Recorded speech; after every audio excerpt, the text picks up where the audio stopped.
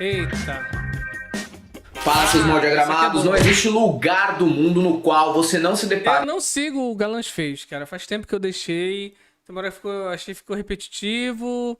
E tem uma hora que eu fui também saindo um pouco dos canais, que na época ali do governo Bolsonaro, fiquei cansado de tanta notícia desgraceira. E aí eu fui saindo. Enfim. Não que eu não goste, mas de fato eu acho que deve ter mudado bastante. Mas é porque também um pouco de saúde mental pra ficar vendo notícias. Enfim, coisas minhas. Bora dar uma sacada aqui. O grande lance aqui, cara, acho que foi o que eu peguei pelo título, porque a gente tem, nos estudos de cultos contemporâneos, a gente tem culto religioso, culto político e culto mercadológico, ou culto econômico, ou culto empresarial. O grande lance dos coaches, pirâmides, e outras coisas relacionadas a comércio, marketing digital. Se a gente for analisar, repetir caso a caso, a gente vai encontrar ali técnicas de controle de mente, controle de comportamento, a questão do guru, né, que aparece ali, o coach aparece como um grande guru, seja lá o coach da onde ele for, mesmo o quântico, que existe e não existe ao mesmo tempo. Mas o grande lance é que, de fato, eles representam um momento político, né? E aí a propagação e tornar isso uma coisa comum, de fato, ele pode ser considerado sintomas de questões materiais dos tempos contemporâneos, né? Então, bora dar uma sacada aqui no que o Helder fala. Com um coach, talvez até no fundo do mar, antes de se desfazer a poucos metros do Titanic, os tripulantes do Titã tiveram alguma palestra sobre resiliência e mindset para a explosão humana submarina. E existe coach para todos os gostos, como se fosse um self-service de banalidades e bravatas. Você é do tipo hippie? Temos a técnica Atlantis. Levantem-se, o tempo é chegado. Aí, ó, muito bacana, porque ele tá fazendo exatamente o que as últimas notícias, os últimos grupos que têm aparecido, que são ali, cultos de certa forma, né? Ou que se organizam com algum objetivo material, seja ele místico, religioso, coisa parecida. Nós sabíamos que vir para esse planeta trazer luz não seria uma tarefa fácil. Ficou broxa? Temos coach para banheirão. Opa, digo, problemas de ereção? Existe uma crise muito grande na igreja de masculinidade. E eu falo sempre sobre isso, né? Mas, por vezes, eu falei pro padre, inclusive pro nosso pároco, que é inclusive padrinho do Samuel, do meu último filho. Um compadre, entendeu? Padre. Padre, depois da missa, tatame. Vamos colocar esse pessoal pra treinar. Isso vai resolver muito problema de insegurança, o problema de... Como é, rapaz? Botar um tatame depois da missa pro pessoal lá. Ai, caralho.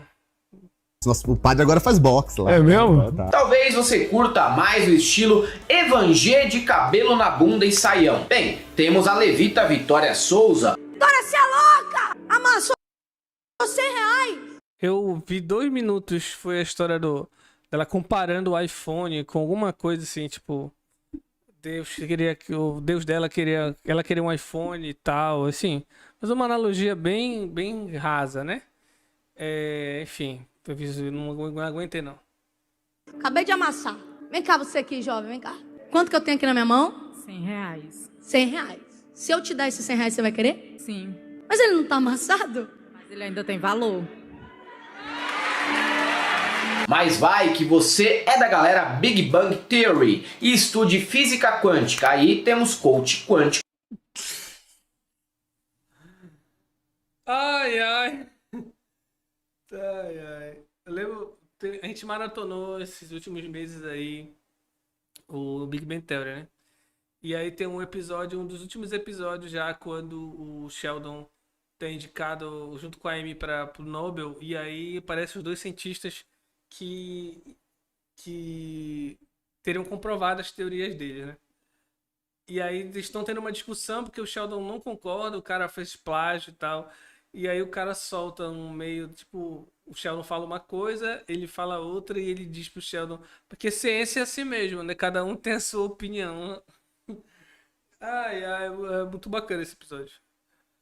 E eu lembro de ouvir, cara, em discussões assim, tipo, tá tendo uma conversa e não é uma discussão, né? Tá tendo tu colocando um ponto de vista, mostrando ali um material, né, de como é que tem se colocado, enfim, e a pessoa diz, mas é uma questão de opinião. Enfim, é uma questão de opinião e a opinião pode estar errada. Ok.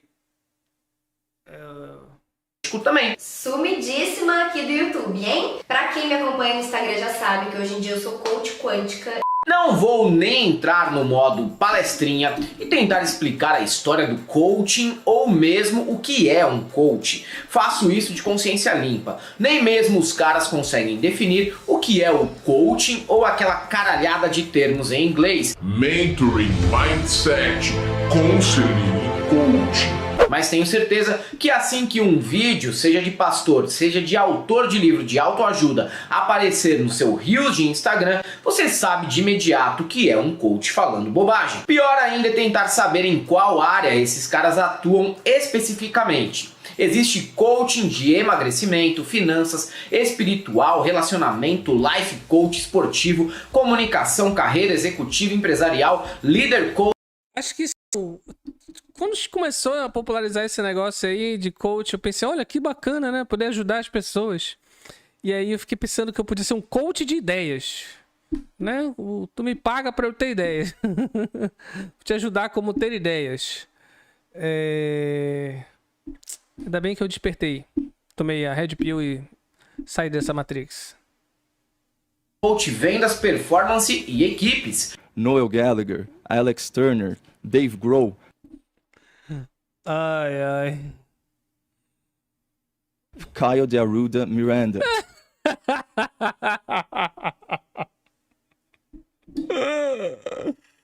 Ai, Caio de Arruda Miranda. Ai, ai.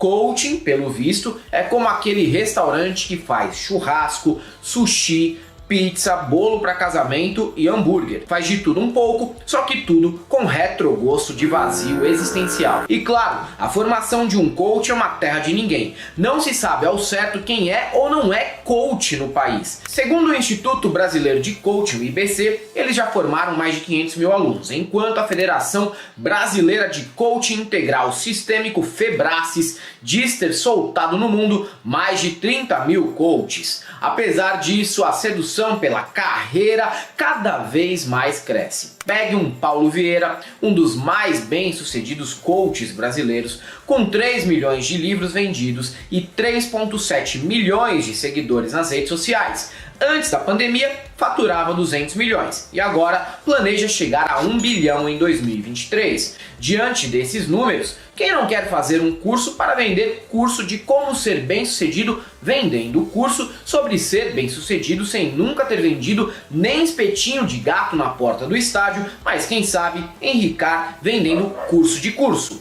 Eu acho que o grande lance é esse, né? Tu esvaziar um RH onde tu tem um psicólogo, teoricamente uma pessoa que estudou para estar fazendo aquilo por muito mais tempo, né? Ela tem uma formação mais adequada para lidar ali com as dificuldades que as pessoas podem estar tendo.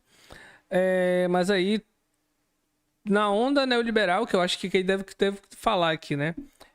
Tu não tem tempo para isso. Então, tu precisa de alguém que otimize a tua produção. Alguém que vai dizer lá que tu tem que produzir mais e mais. Que aquilo que tu tá sentindo não é... Tu pode melhorar aquilo trabalhando mais. Tu melhorar de qualquer forma a produção ali do empregado, né?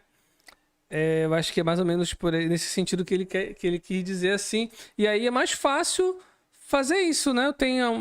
Fazem consultorias para as empresas, treinamento com os funcionários, mas com o sentido não de ajudar a saúde mental, mas de melhorar a produção que aquele funcionário vai ter, de repente, naquele ambiente de trabalho, né?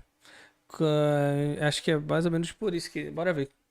Então, mais importante que fazer uma historinha sobre esse mundo, melhor é tentar descobrir as raízes reais e os efeitos colaterais dessa mentalidade de coach sobre a mente da pessoa. No livro A Nova Razão do Mundo, Pierre Dardot e Christian Laval defendem que o neoliberalismo operou uma mudança radical na mentalidade das pessoas. Valores e exigências que se aplicavam às empresas agora se aplicam às pessoas. Aprimoramento constante, performance de alto nível e competitividade permanente deixaram de ser problemas exclusivos das empresas e agora são imposições a todos os indivíduos. E nessa transição que surgem profissionais especializados na gestão do eu sociedade anônima, como diz o Vladimir Safatli. As raízes dessa mentalidade se encontram no Japão dos anos 50. Taishi Ono, vice-presidente da Toyota, visando maior eficiência na produção,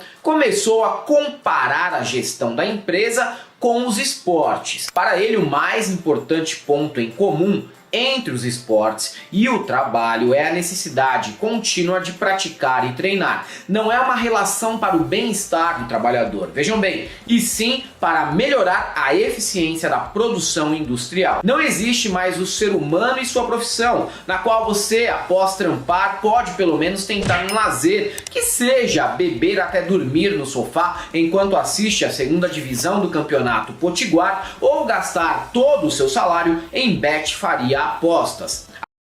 Ai, cara. Ai, basicamente foi isso, né? É isso mesmo. Tu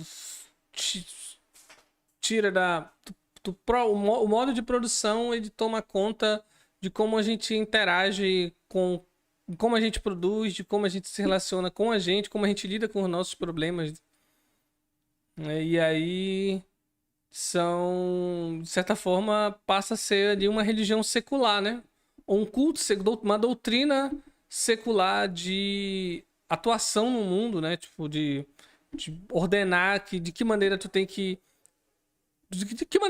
viver, né? Um sentido de vida. De ser eficiente, ser eficaz, produzir muito. Eu amo essa onda de fazer vídeo pra internet, estudar pra fazer vídeo na internet, né? É porque eu faço vídeo, mas os vídeos do canal do YouTube, eles são muito mais questões de tá aprendendo como fazer edição, né? Eu gosto muito de edição. E, de fato, brincar com isso é uma coisa que... É uma das poucas coisas que ainda me diverte, né? Eu tô com um problema muito sério de encontrar algo que eu me divirta, né? E aí... Vendo essa galera que fala sobre como produzir conteúdo, assim, é mais ou menos isso aqui. Eles são coaches de YouTube e falam em produzir. Você vai produzir muito, você vai bater as 4.000 horas, 1 hora, e você vai ter que, quando chegar nos primeiros 1.000 inscritos, você vai ter que produzir para ver se conseguir fazer as exibições, para poder monetizar o canal, para poder... Tu tem que fazer live, fazer muita live, pra poder conseguir, e aí não consegue, cara. Assim, tu desperdiça um trabalho precário, onde tu não tem condições, onde tu não tem garantias, onde tu tem uma produção muito louca, porque tu é alimentado pelos views, pelos likes, enfim, por toda essa lógica que tem dentro dessas plataformas, e tu precisa comer, né? E aí quem tem dinheiro pode fazer o quê? Pode simplesmente abrir um canal, ter toda uma estrutura e pagar para os vídeos dela serem distribuídos. Então, de certa forma, é um trabalho que tu vai construindo. Tu sou impregnado na nossa mentalidade junto com essas ideias de rede social e de conseguir fama através das redes sociais e reconhecimento por esse trabalho de produção de conteúdo, né? E aí é uma produção desenfreada que tu tem que fazer até tu conseguir remuneração. E aí tu tem todo um padrão, existe toda uma... Aí eu, uma hora, meio neurado com isso, assim, sabe? Eu tô com um problema muito sério de ficar produzindo... Sei lá, eu quero fazer vídeo, eu quero filmar, mas ficar filmando sentado dentro do quarto não tá... Já tá deixando... Ficando uma coisa meio que... Perdeu o gosto, sabe? Tipo, tem tanta coisa vídeos que eu quero fazer, mas fora de casa. Até mesmo a produção de roteiro, de filmes, assim, Isso foi uma coisa que também eu sempre gostei muito que sempre quis fazer. Não tô com problema de leitura, tô com problema de sair do mestrado, eu não tô conseguindo ler. Assim, eu ainda tô meio que naquele intervalo de leitura ali. Foi o mestrado, foi meio na pandemia, foi bem complicado. Mas vamos seguir aqui. Agora, toda a vida do indivíduo está condicionada pela performance profissional. Seu sexo, sua família, suas roupas, seu sono, suas leituras e suas amizades. Tudo se escravizou não pela sua personalidade, e sim pela sua performance. E ainda mais em um mundo no qual estamos 7 dias por semana e 24 horas por dia online. O neoliberalismo corroeu a separação entre vida privada e vida no trabalho no fim das contas. Nesses novos tempos, até filho tem que ser treinado. Olha aqui o Pablo Marçal comparando a criação de um filho com a gestão de uma empresa. O que quebra uma empresa é a emoção da pessoa. Eu vou te ensinar como é que treina seu filho nas emoções. Eu treinei o mais velho desse jeito. Ele acordava sempre reclamando do dia. Volta pra cama agora. Aí ele ia lá. Eu vou sair daqui. Só depois que você sorrir, mentalizar e trocar essa energia. Segundo a socióloga Silvia Viana, que compara esse novo mundo do trabalho com a crueldade explícita. Muito bacana que tem muitas referências aqui, né? Para compreender esses fenômenos. Dos reality shows, no neoliberalismo, nos tornamos apenas empresas de nós mesmos. Nossas habilidades, conhecimentos, afetos, sociabilidade e aparência se reduzem a meros investimentos. Nos tornamos meros CEO de CPF. Já perceberam que usamos o termo investimento até quando estamos iniciando uma nova relação? Eu estou investindo em uma nova pessoa. Por isso mesmo, não surpreende. Eu tô gastando, né? Vou gastar. Não, tu vai investir. Eu tô gastando. De que participantes de reality show como Casamento às Cegas cada vez mais assumam que querem casar na TV, não porque amam a pessoa, mas porque eles estão atrás de seguidores nas redes sociais. Para que faculdade ou carteira assinada se um único publi pode te render 10 mil para sortear iPhone ou conseguir uma permuta de um rios por um Botox? Bolsonaro, ao defender... Por uma harmonização, Helder, por uma harmonização. Mas é basicamente isso, né? Isso me lembra muito a frustração de trabalhar em escola, cara. Como é que eu vou dizer pra pessoa, pro adolescente, pra criança que aquilo ali é importante pra ele? Eu tenho que, né, engajar, né? O termo da educação. Entrou pra educação, né? Tenho que engajar o aluno e eu tenho que aproximar ele com aquela realidade do mundo virtual que ele tá vivendo. E aí, se o cara que faz um vídeo, ganha sei lá quantos mil, como ele botou o exemplo aqui, eu vou dizer para ele que é importante ele estudar. Né? Eu posso dizer porque ele é importante para ele estudar, para ele poder administrar a carreira dele. De youtuber, de gamer, sei lá o que diabo ele vai ter. Mas aí vai ter alguém que vai fazer isso para ele. Né? Pode ser alguém da família, alguém que uma empresa que ele vai... Enfim. Mas como é que tu vai convencer? É que nasceu imerso nessa realidade, né? O cachorro tava com fome. Emprego ou direitos foi apenas mais um capítulo deste processo que iniciou nos anos 70, no qual o trabalho formal foi se desintegrando. A proposta do Paulo Guedes visa desonerar a folha de pagamento, porque não é fácil a vida dos patrões também. Não adianta você ter um montão de direitos, aí não tem emprego.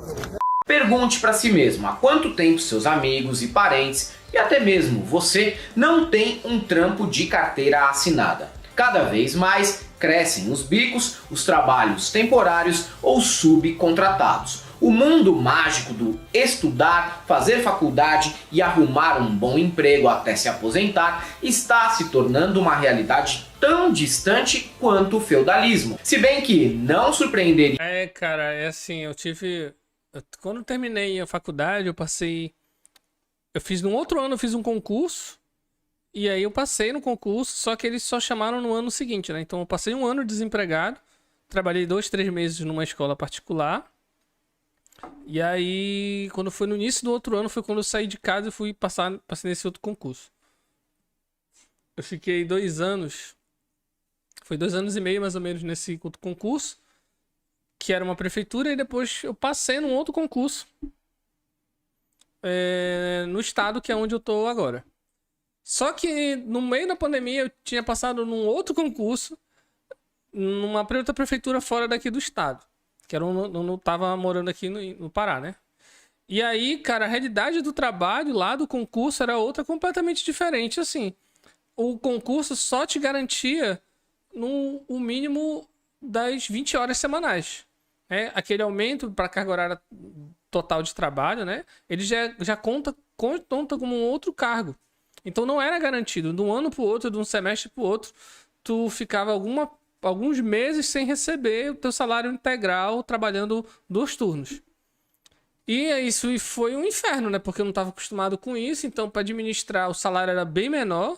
Até porque depois teve um aumento aqui. Então, quando eu cheguei lá, era uma empresa. Assim, tipo, era um serviço público, mas era basicamente uma empresa. Tinha crachá e tudo, só que o crachá não era obrigatório utilizar na escola, mas utilizar dentro do espaço da sede da prefeitura lá.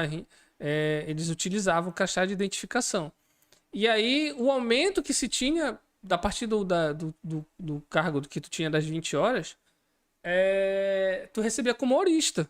Então, tu não tinha hora... Tu recebia 2 meses depois do teu início, tu não tinha direito a... Tu recebia as férias, mas tu não tinha... Feriado, os dias que tivessem feriado, tu não ganhava, era hora trabalhada. Então, férias de 15 dias de recesso, tu não recebia os 15 dias, tu recebia 2 meses depois e não tinha direito a falta justificada. E trabalho, tu trabalhava tanto quanto o outro que tu... Mas se tu ficasse doente, tu levava falta. Foi bem complicado, assim, foi bem... Tanto que eu não me acostumei, o cargo que eu tô hoje é uma outra realidade, e o salário também, como teve aquele aumento do piso nacional do magistério, e aí aqui saiu o aumento integral, enquanto lá saiu 5%, que na verdade nem chegava a 5%, né? Mas enfim, essa precarização mesmo, assim, acho que foi quando eu vivi a primeira vez essa precarização de trabalho. Se aparecesse algum coach defendendo a volta da servidão feudal, ou algo pior, se é que não apareceu e eu apenas perdi essa história. O que você acha das leis trabalhistas do Brasil como empresário? Olha, a CLT americana cabe no A4, aqui tem 13 mil normas e não sei nem o que dizer. Eu sei que várias empresas poderosas foram embora daqui porque é uma ferroada, né? 98% dos processos trabalhistas do mundo são brasileiros. Ou seja, convite para não vir. Ou a gente flexibiliza isso, o grande avanço que a gente teve, falei isso pessoalmente com o Temer, tenho amizade com ele. Se ao menos todo esse mundo dados da Unicu, como diz o outro lá, o rei do React, os coaches se limitasse a esse bizarro hábito de pagar para arriscar a vida com um Pablo Marçal, ok, cada um com seus fetiches, mesmo que esse fetiche seja morrer escalando ou correndo. Mas o crescimento de figuras como ele... não tem muita diferença. Esses gurus empresariais são aquela mesma leva de guru lá da nova era, de espiritualidade de 60, 70... que tinha espiritualidade religiosa, aqui tem uma espiritualidade materialista, né? De que pensamento positivo, de que tu não pode reclamar. Isso, tipo, há muito do controle mental, assim, muito que, de fato, os líderes de seitas e cultos destrutivos utilizam, né? Só que aqui é muito aplicado esse lance do emprego, do ser bem-sucedido, né? Muito doido isso. Não é mero efeito do fim do trabalho formal. O universo coach é muito, mas muito próximo do ambiente das igrejas neopentec. Na verdade, quase que se confundem. Qual a diferença entre a teologia da prosperidade e a ideologia dos coaches de prosperidade? Os primeiros afirmam tirar suas palavras da Bíblia, já os últimos parecem que tiram tudo do Google. De resto... Ética protestante do capitalismo, né, cara? Não tem, essa analogia dele não tá errada, assim, mas de fato o que configura essa ideia de predestinação, né, que o evangélico tem, que os pietistas têm, que os Estados Unidos têm como lema, né, de ser uma nação e um povo predestinado ao sucesso, Você não pode ser um fracassado, você é um loser. Isso tá lá no coach, cara. Isso aí não é... Tirou de algum dia do final do reto, não. Isso, de fato, é uma outra reprodução. Tu tira ali o sentido bíblico, e até porque, por exemplo, esse Pablo Marçal, aí é Pablo Marçal o nome desse diabo? Ele se diz pastor. Né? Tanto que ele deve usar referências bíblicas, então ele se vê mesmo como um guru espiritual do capitalismo, do trabalho, de ser bem sucedido, né? Tipo, ele tem esse empodera, no sentido muito negativo aqui, desse discurso, e isso não é uma coisa que tem a ver com o liberalismo norte-americano, assim, com essa predestinação norte-americana ali que os protestantes vão ter, né? Que o Max Weber descreve. E aí não é de qualquer... Não é a teologia da prosperidade tá bem ali um do lado do outro, cara. Eu acho que não muda muito. A teologia da prosperidade, ela é da igreja neopentecostal, né? Quanto mais você dá, mais você recebe. O grau de sucesso, de bênção, ele é medido pelo seu sucesso material, né?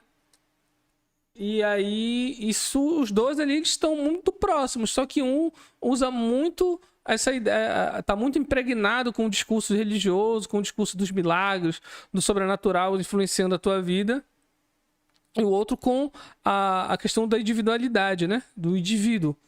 Uma questão individual do sucesso ser uma questão individual que tu precisa mentalizar e melhorar a tua vibração e para melhorar a tua performance e conseguir riqueza e tal.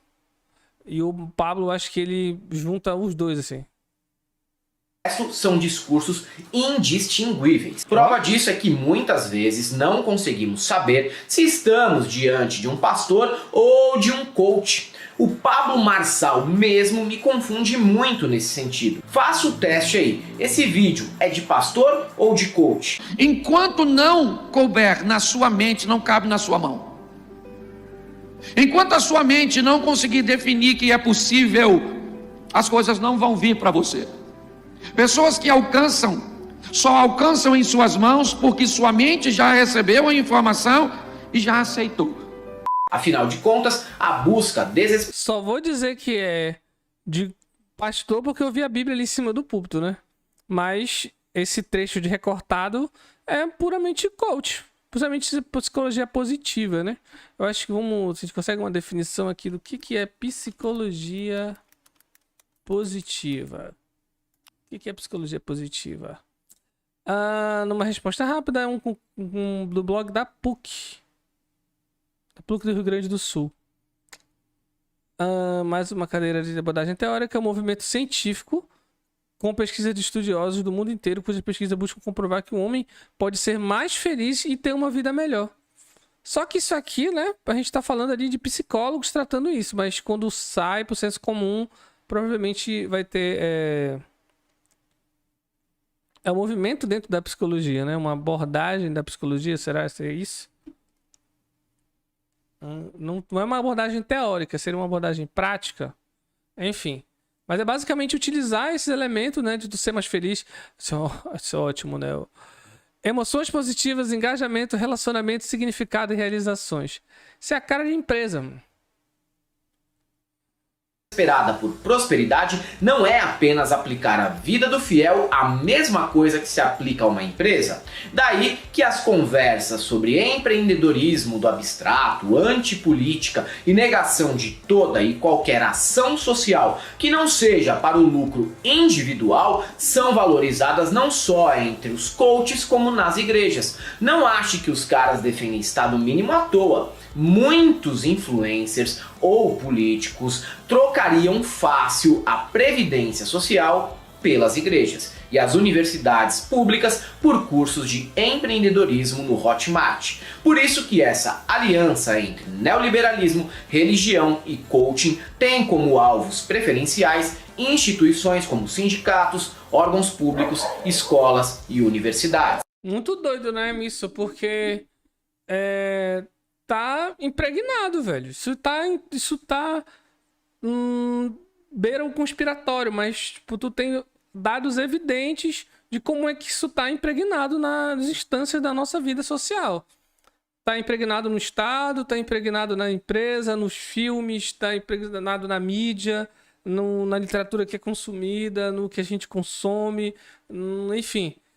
Tudo. Tomou, de fato, conta tudo, né? A educação, né? Foi pegar lá a reforma do novo ensino médio, novas abordagens para a educação, metodologia ativa, o storytelling, ajudar a empreender, engajar o aluno. Assim, são termos e pensamentos que é tirado do marketing, da produção, enfim, dessas ideias todas do marketing ali 3.0, acho que já está no 4.0, e tu transforma, tu bota isso para educação. Assim, como se tudo fosse uma coisa individualizada, né? Não é um processo social, um processo coletivo. Tu tem várias outras questões envolvendo. Tu tem que te preparar para o mundo do trabalho. Ou seja, tu tem que te preparar muito por um trabalho que vai te remunerar pouco e vai te cansar bastante. Então é bem complicado, assim, né? E aí tu tem lá a religião dizendo que tu tem que aceitar porque se Deus te colocou nesse local é porque você tem que estar nesse local, né? Tipo, uma coisa de predestinado a isso, né? Enquanto, na verdade, tu é colocado por outras circunstâncias que é uma coisa que é imposta, não uma coisa que é traçada misticamente, né? Eu vejo a galera na internet crucificando faculdade. Eu, sinceramente, acho que se o seu caminho é que você quer ficar rico, etc., eu acho que o melhor caminho não seja a faculdade. Para algumas pessoas vai acabar sendo, mas eu acho que para a maioria esse não seja o caminho. Mas eu vejo essas pessoas, muitas delas fizeram faculdade, criticam a faculdade, mas não dessa maneira que eu acabei de falar. Porque elas querem que ao invés de que você pague a mensalidade da faculdade, você pague o curso deles. Sendo que eles só ficaram ricos vendendo o curso deles. Então eles são basicamente uma faculdade. O Escola Sem Partido busca, no lugar da escola pública, o homeschooling. Como, né, cara? Como? Mas como eu falei, é muito difícil tu combater esse discurso dado como tu vê pro adolescente, pra criança que tá crescendo vivendo isso, né? É muito complicado, assim. É assim como o futebol, por exemplo, né? Muitos veem, tenho alunos que são fãs, assim, tipo, fãs mesmo do Neymar, daqui de falar mal do Neymar, ele fica doente. Ele fica muito chateado, tipo quando falava mal do catolicismo pra minha avó. E aí... E muitos são os sonhos de se tornar um futebol, mas quem não quer, né? Aparecer na televisão, jogar e tudo mais. Tipo, todo o status que o futebol tem, né? Então é muito difícil dizer que não é só aquilo, né? Tu precisa estudar, porque não são todos que conseguem. Quantos ficam milionários? Então, assim, é bem... Mas muitos ganham bem, né? Na liga profissional, dependendo do time que tu tá. Mas pra ele não enxerga. Ele acha que ele vai alcançar o sucesso. Né? E tem que ser de qualquer forma. Mas, enfim, é bem complicado, assim. Tipo, tem que fazer faculdade, cara. Não tem jeito. Não tem jeito. Porque se o mínimo que tu vai conseguir, dependendo da área que tu for fazer, né? Tem muito disso, tipo, às vezes tá no lugar certo, de acontecer contigo, de tu tá no momento certo, no lugar certo, e tá vivendo um período em que aquilo é propício, né, que é época de concurseiros, eu conheci muito concurseiros, que nunca passaram nenhum concurso, mas é porque a pessoa, às vezes, sei lá, a área do direito, né, uma área que eu particularmente gostaria de fazer a faculdade. Tu vai fazer um concurso, é 1 milhão de pessoas fazendo. E aí são pessoas que têm um grau de instrução muito alto, assim, que vai estar disputando um concurso muito difícil. Então é bem complexo. Aí tu pode ficar sem trabalhar durante muito tempo tentando investir no concurso. Bora terminar aqui o vídeo, que acho que vai ser o último, que tá tarde. A crença no fantasma do marxismo cultural prega a demonização das universidades. O método da esquerda para... É isso. Marxismo cultural, negacionismo, olavismo, isso tudo são seitas, cara. Isso tudo são cultos de negação da estrutura, de um controle de uma pessoa que vai te dizer exatamente, olha, você só tem que acreditar naquilo que eu falo. Tudo que falam fora daqui não é verdade. E aí tu coloca isso para demonização de diversos setores, né? Tu vai criar um inimigo, e o inimigo aqui é uma tal esquerda, de maneira muito abstrata, E aí que existia um método e tal, assim, tipo, é bem comportamento de teoria da conspiração para culto político e tal, coisas nesse sentido. Doutrinar os nossos filhos, fazer com que eles neguem a fé, os nossos laços afetivos, é este. Retire a criança do seio da sua família, leve-a para a escola e ela acabará negando tudo. Aí tá falando aqui do homeschooling, né? Tipo, ir para a escola é ir para um espaço de doutrinação. Mas claro que é um espaço de doutrinação, porque todos os espaços associados, eles são espaços de doutrinação, onde algo vai ser ensinado, né? Se segregar dentro de casa é um espaço onde também tu vai estar sendo doutrinado. Mas tendendo muito mais a negar a realidade, né? Por algo que tende a te fazer enxergar muito menos a realidade, ter menos contato com o diferente para fazer aquele processo de estranhamento e fazer o teu processo ali de jornada pessoal para tu te descobrir através da diferença, né? Uma viagem louca.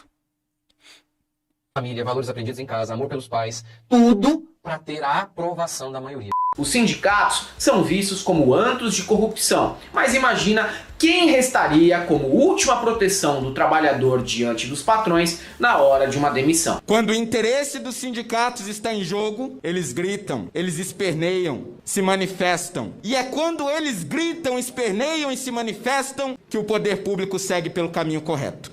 Não é uma briga ideológica apenas. Atrás de cada defensor do empreendedorismo, como já comentamos em vários vídeos por aqui, tem um espertão querendo vender algo para substituir o tal do Estado malvadão. Pensem bem no seguinte: desde os anos 90, as universidades, em especial a partir da era Lula, passaram pela maior abertura à população brasileira de todas as classes e raças jamais vista na história. E apesar de todos os problemas de acesso que temos até hoje, vocês têm que admitir que uma federal nos anos 90 parecia mais um happy hour de Faria Limers, de tanto pleiba e branco em um mesmo lugar. Será que todos esses ataques às universidades também nascem disso? Talvez essa aliança entre coaches e igrejas seja sintoma de algo pior na sociedade brasileira e mundial. Peter Hübner, do Centro de Estudos Deep Brasilis, considera que com o esvaziamento da família, do trabalho, dos partidos, dos sindicatos, da vida social fora das redes sociais e das religiões tradicionais, as seitas estão se tornando a forma dominante de sociabilidade.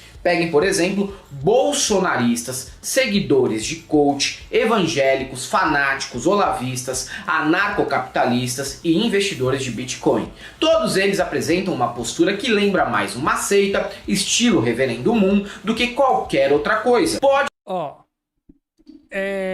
Assim, a gente também tem que entender uma coisa. Cultos e seitas, eles têm... Qualquer um de nós, eles podem estar sujeitos a cair num grupo desse, né? Como eu falei no início, cultos religiosos, empresariais e cultos políticos. O culto político, ele vai ser quando um culto que vai caracterizar principalmente é não ser questionado. Então as pessoas não podem questionar aquilo que está sendo falado ali. O fulano nunca erra, o líder nunca erra. Existe um grupo restrito, onde esse grupo restrito decide as coisas que vão ser faladas, né, seguindo a cartilha. Isso surge no início para entender o movimento comunista, mas o capitalismo também, o liberalismo também faz isso, né? É muito doido isso, porque eu posso, por exemplo, ir para um instituto neoliberal desse lá, das think tanks, eu acho que assim que fala, são os nomes, onde as pessoas vão lá ter uma cartilha para aprender a como se portar, o que fazer, o que não fazer. É bem complexo, né? Então, todos nós estamos sujeitos a cair num processo de radicalização, né? Por N fatores, né? Então, não só esses grupos que ele falou, mas, por exemplo, qualquer partido, seja ele de esquerda, direita, centro, ele pode estar ali suscetível a estar num grupo onde se tem um controle total das pessoas e do que é ou não realidade, das divagações e dos devaneios que o líder vai ter, né? Ele fez uma referência aqui ao Reverendo Moon, que é da Igreja dos Moons, que era um narcisista total, assim, de que ele era o próprio Messias. e ele convenceu pessoas a isolar as famílias. Tem todo ele era um religioso magnata. O filho dele fundou a igreja da HK47. Ele era um líder de culto, tá envolvido ali no assassinato. Apareceu ali, a igreja dos Muniz aparece ali na acusação do assassinato. A gente já falou, acho que umas 2 vezes aqui com o Steve Hassan, que é a principal referência que eu tenho aqui sobre essa história de psicologia de culto. E aí é mais ou menos essa ideia ali de uma pessoa incontestável que vai controlar de fato. E aí no momento em que há perda de sentido, esses grupos tomam conta. E aí, como eu disse anteriormente, como eu falei aqui, né? Isso vai estar espalhado 1000 vezes, sendo repetido na televisão, no jornal, nas mídias sociais, no rádio, nas novelas. Eu lembro que quando rolou essas histórias tem uma propaganda de coach no meio da novela.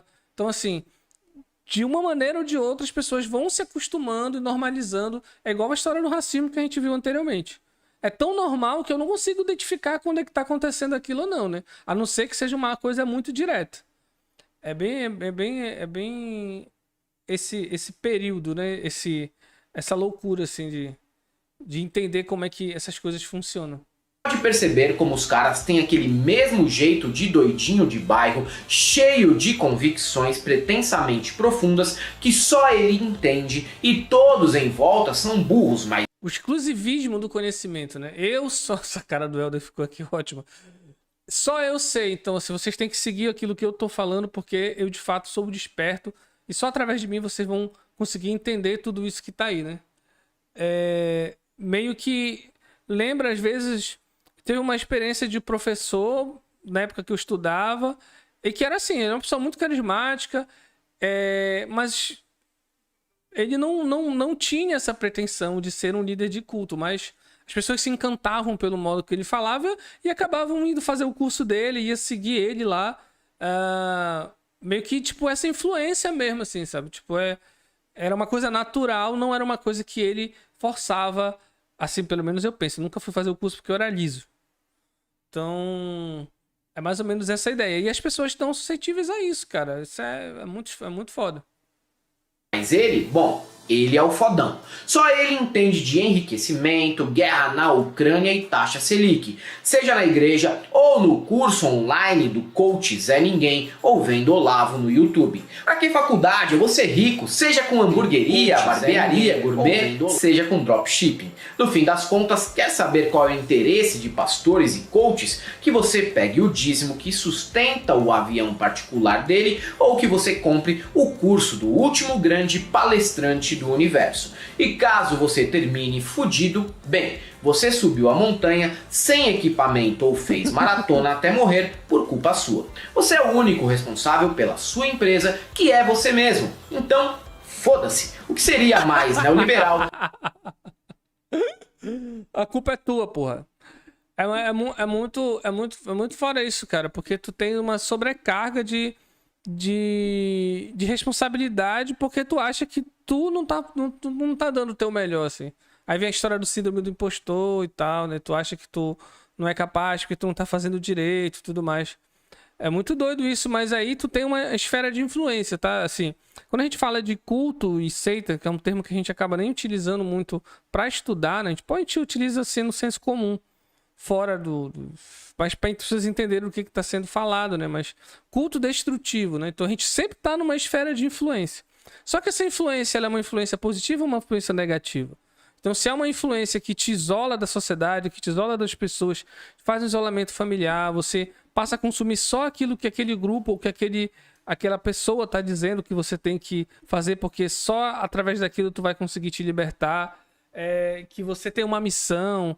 Isso, de fato, cria uma sensação de pertencimento, uma sensação de um ser especial, né? Tu vai estar sempre sobre essa influência, seja numa música que tu gosta, no grupo de amigos, na faculdade, na religião, no trabalho. Então, assim, isso a influência, ela faz parte, né, da nossa composição, da sociabilidade.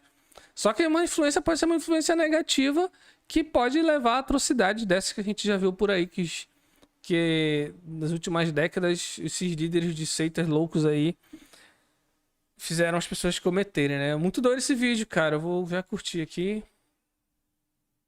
Que um mundo sem seres humanos, formado apenas por CEOs do nada e empreendedores do vazio. Não existe mais sofrimento, só má gestão. Não existe mais morte, só mais uma falência por incompetência do gestor de si mesmo. Isso é, galera, para quem gosta do canal. Foda, né, cara? Esse vídeo muito bom mesmo. Olha, demorei um tempão pra assistir, de fato. Eu não quis assistir. Que eu deixei pra fazer justamente fazer a live. E é basicamente essa discussão que a gente fez aqui uma época falando sobre o que é um culto, o que é uma seita e tal. E é basicamente, de fato, de como é que isso tá impregnado no dia a dia, assim. Como é que isso, as pessoas reproduzem, as pessoas fazem, sei lá, tu vai criar um canal no YouTube, né? Vai criar um canal no YouTube, aí tu pega e coloca lá um canal sobre mensagens bíblicas ou mensagens inspiradoras.